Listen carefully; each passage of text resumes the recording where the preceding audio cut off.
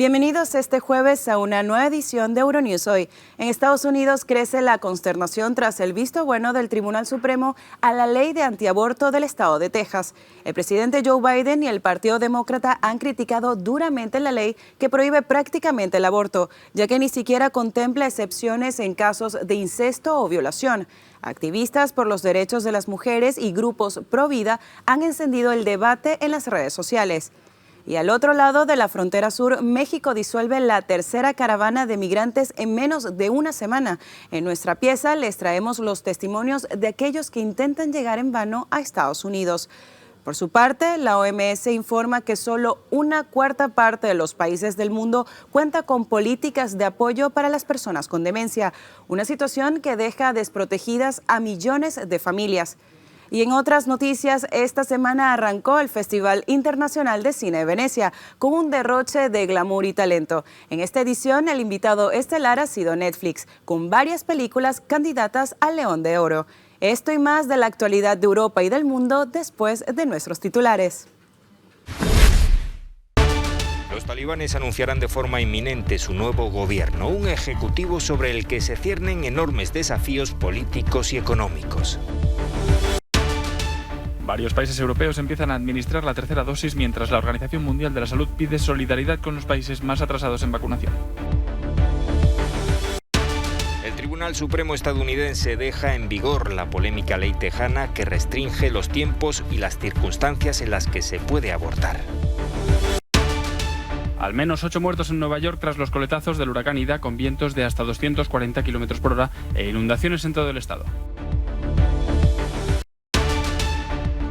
Arranca la Mostra de Venecia, el festival internacional de cine más antiguo del mundo.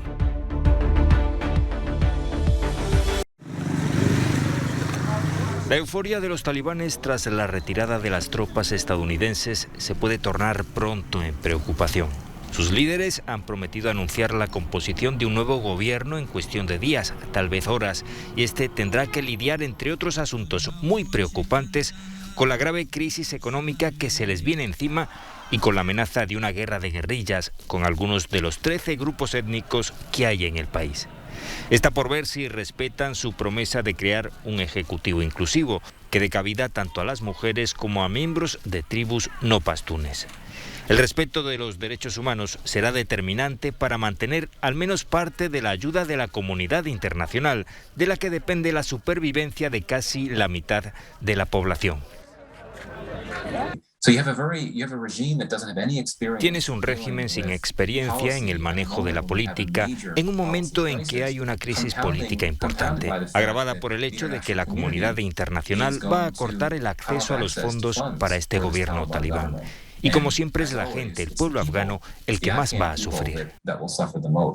Mientras que en las calles de Kabul y otras ciudades el burka vuelve a ser la norma, el personal médico femenino de este hospital de la capital afgana sigue atendiendo a sus pacientes como lo ha hecho en los últimos años. Una determinación que solapa el miedo generalizado a un retorno a los años más oscuros bajo el dominio talibán, en los años 90 del siglo pasado y principios del 2000. Los 20 años de Estados Unidos en Afganistán han conseguido 0 resultados, sino negativos, tanto para sus tropas como para el pueblo afgano. Así ha valorado Vladimir Putin la misión del ejército estadounidense en el país asiático. Según el presidente ruso, de visita en un centro escolar de Vladivostok, resulta imposible imponer algo desde fuera y siempre se deben respetar la cultura, historia y filosofía de vida del otro pueblo. Durante 20 años, las tropas estadounidenses estuvieron presentes en territorio afgano y durante 20 años, uno lo puede decir sin ofender a nadie, intentaron civilizar a la gente que vive allí. Mientras de hecho intentaban inculcar sus normas y estándares de vida. El resultado es solo tragedia, solo pérdidas. Одни трагедии, одни потери. Mientras la diplomacia europea incrementa sus contactos con Qatar, que media con los talibanes para garantizar la continuación de la evacuación de quienes quieran marcharse. Doha ha pedido al nuevo régimen el establecimiento de corredores seguros.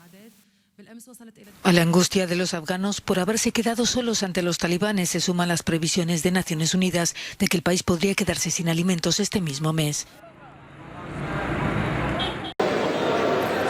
Como los que vemos en estas imágenes, hace unos pocos días consiguieron salir de Kabul. Son algunos de los 2.600 afganos evacuados por Francia el pasado agosto. 86 de ellos han sido acogidos por una ONG en las afueras de la ciudad de Lyon. Tienen miedo de hablar, como este hombre al que llamaremos Hamid. Su esposa y sus 3 hijos, incluido un bebé de 1 mes, continúan en Afganistán. Hamid es un investigador agrícola que trabajaba para una empresa francesa. Helmand es una base talibán. Los enfrentamientos empezaron allí, en mi provincia. Los combates continuaron durante casi 20 días. En esos 20 días destruyeron todo. Mataron a miles de personas. Destruyeron la universidad, la mezquita. Tengo 34 años y nunca había visto tanto horror como en esos 20 días. El gobierno nos dijo: tenéis que abandonar vuestros hogares si hay talibanes, porque vamos a bombardear el lugar.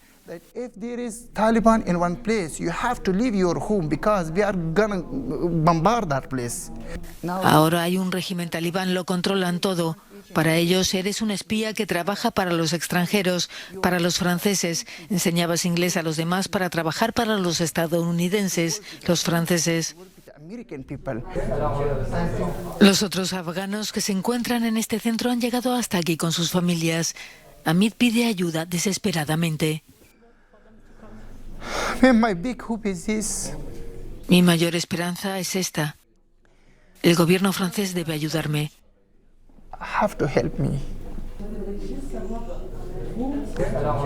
La asociación Forum Réfugiés se ha hecho cargo de este grupo. Su director no podrá olvidar nunca esta operación de salvamento. Tenemos la sensación de que la pequeña historia del trabajo diario de la asociación se mezcla con la gran historia, la que está siendo escrita. Tenemos que recordar lo que significa ser un refugiado.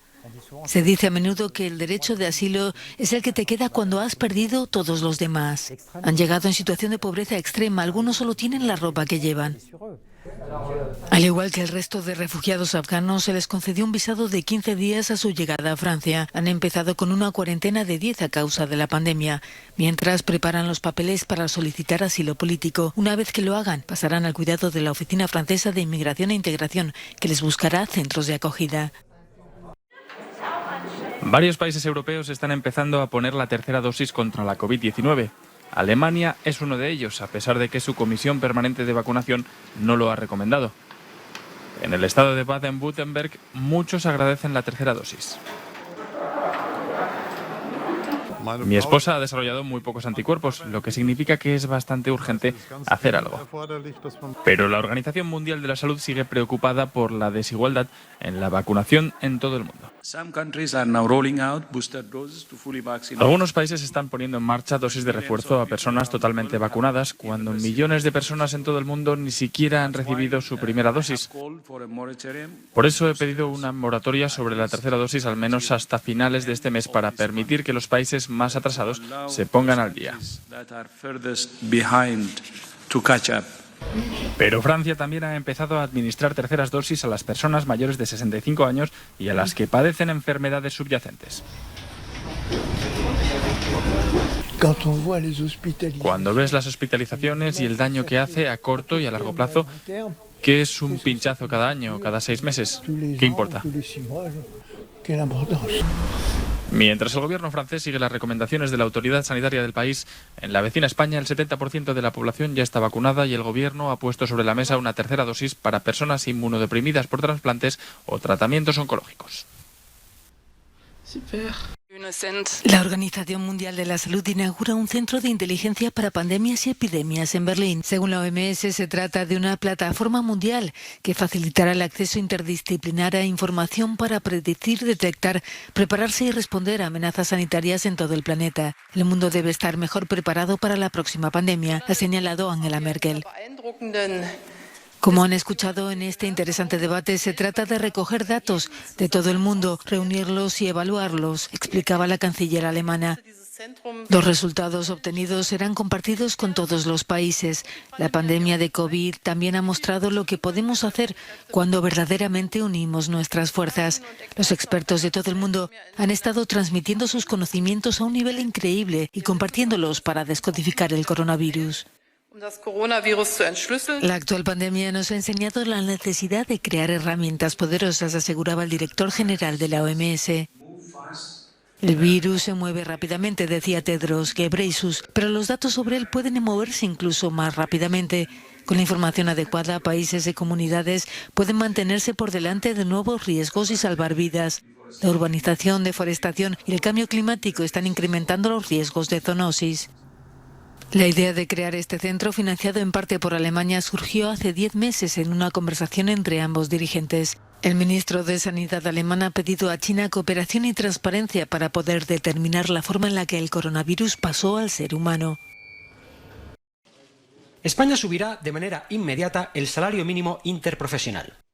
Así lo anunció este miércoles el presidente del Gobierno, Pedro Sánchez, durante su primera comparecencia de este nuevo curso político, centrado fundamentalmente en la recuperación económica. La intención del Gobierno, recordaba Sánchez en Madrid frente a un selecto grupo de empresarios, es la de que este salario mínimo, ahora mismo en 950 euros mensuales, llegue este mismo año a los 965 y que antes de que concluya la legislatura equivalga al 60% del salario medio. Lo está haciendo para el conjunto del planeta. Estamos llamados a dos tareas fundamentales. La primera es a consolidar la recuperación económica que estamos viendo en los datos macroeconómicos. Y la segunda es a que esa recuperación llegue al bolsillo de todos los españoles y españolas en forma de más empleo, en forma de mejores salarios y en forma de pensiones más dignas. Por eso, la voluntad del Gobierno es abordar una subida inmediata del salario mínimo interprofesional en lo que queda del año. La promesa de Sánchez llega en un momento especialmente delicado para Moncloa, después de un verano marcado por una subida histórica e imparable del precio de la luz y a pocas semanas de presentar los presupuestos generales del Estado. El Gobierno arranca el curso con muchos deberes por hacer y mucha gente a la que convencer. Lluvias torrenciales e inundaciones en muchos puntos de España. Aunque no ha habido víctimas mortales, los daños materiales han sido cuantiosos, especialmente en el centro y el noreste del país. Las localidades de Alcanar y San Carles de la Rápita, en Tarragona, llegaron a registrar una caída de 232 litros por metro cuadrado. La tromba de agua inundó casas, carreteras y vías ferroviarias, llegando a arrastrar vehículos. Llegaba el agua a tener como 2 metros, donde estamos ahora mismo, 2 metros de altura. Todos los coches que habían desde aquí y la otra calle se los ha llevado todos. Un coche contra otro, containers. La primera vez que vemos una cosa igual aquí. Los bomberos aseguraron haber recibido cerca de 394 avisos por las inundaciones, aunque no hubo heridos graves. También en el centro de la península se produjeron inundaciones. En la localidad de Gadamur, en Toledo, las lluvias causaron importantes daños. Ha sido un rato malísimo porque se pasa mal, que no sabemos qué hacer. Nos hemos tenido que subir encima de las mesas, hemos llamado a emergencias colapsada. Docenas de coches quedaron retenidos en la salida hacia Cuenca de la carretera N400, en Toledo. El temporal continuará este jueves y se debe a un fenómeno atmosférico denominado Dana, de presión aislada en niveles altos de la atmósfera. Es el resultado del choque de una masa de aire frío en capas elevadas con aire caliente de la superficie, junto a una alta humedad.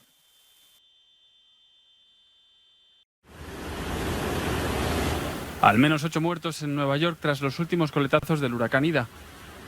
La ciudad ha tenido que cerrar prácticamente todas las líneas de metro después de que muchas estaciones quedaran completamente inundadas.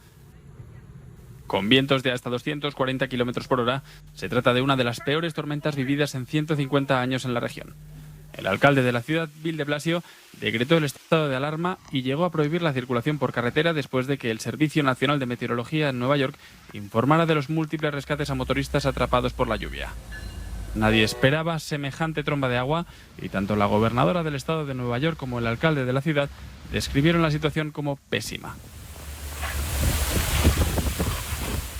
También en el estado de Nueva Jersey se decretó el estado de emergencia y el aeropuerto internacional de Newark tuvo que cancelar todos sus vuelos.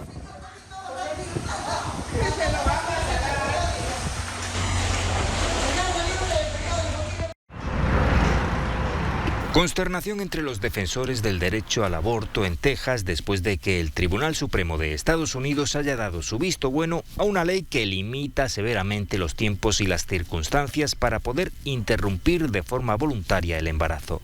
La normativa prohíbe abortar cuando el médico detecte actividad cardíaca en el feto, algo que ocurre alrededor de las 6 semanas, antes de que la mayoría de las mujeres sepan que están embarazadas.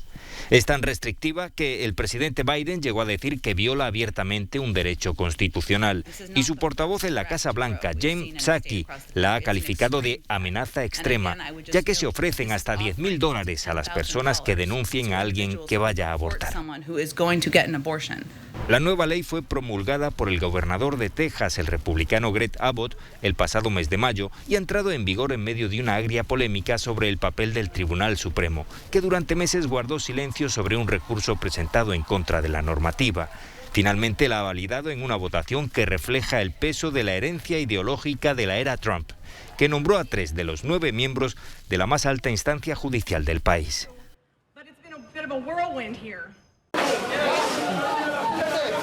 Así han disuelto las fuerzas del orden mexicanas la tercera caravana de migrantes que se ha formado en el sur del país en menos de una semana. La integraban unas 200 personas, la mayoría de origen haitiano, centroamericano y venezolano, y querían ir a Estados Unidos. Los agentes detuvieron a decenas de migrantes cuando buscaron refugio para pasar la noche en medio de una fuerte lluvia.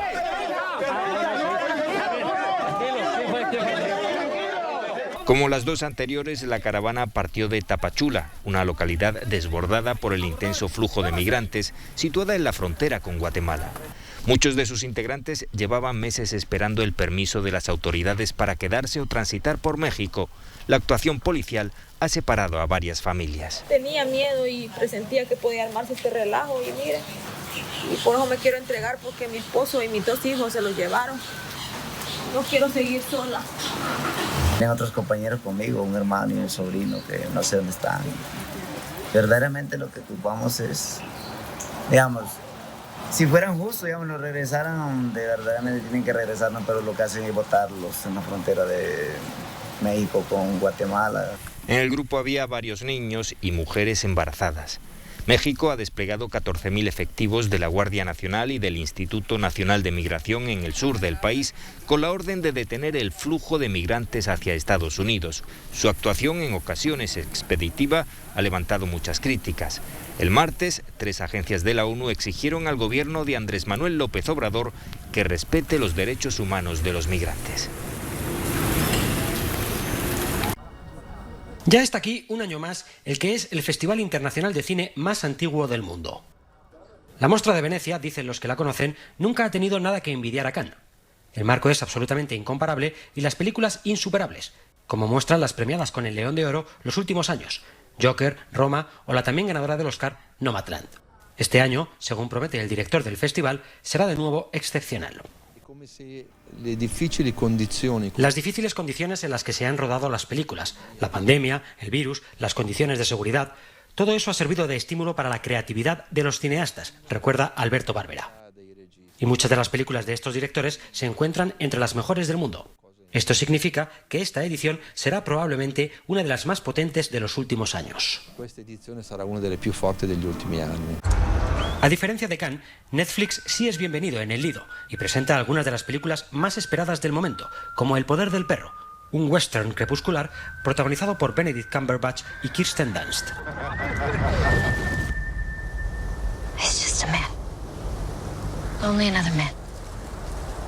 No es un cineasta más, Paolo Sorrentino, que llega a Venecia también de la mano de Netflix con Fue la mano de Dios, candidata al León de Oro.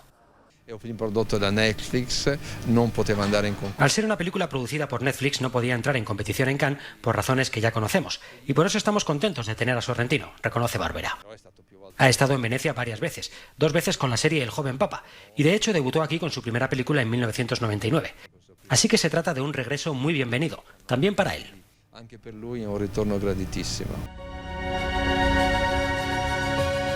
Fue la mano de Dios narra la historia de un joven en el tumultuoso Nápoles de los años 80.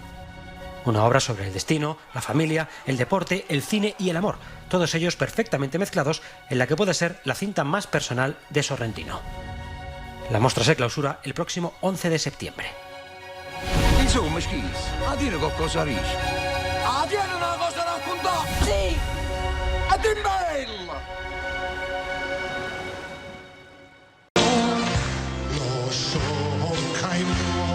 Muere todo un símbolo de la música y de la izquierda ideológica griegas.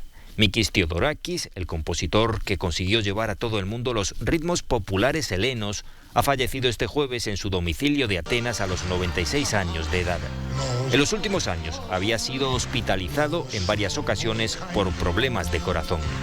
Tras de sí deja un legado artístico inmenso que comenzó a acumular muy joven, con tan solo 17 años, y que alargó hasta la senectud. Los amantes del cine le recordarán por las bandas sonoras de las películas Sérpico y Zorba el Griego.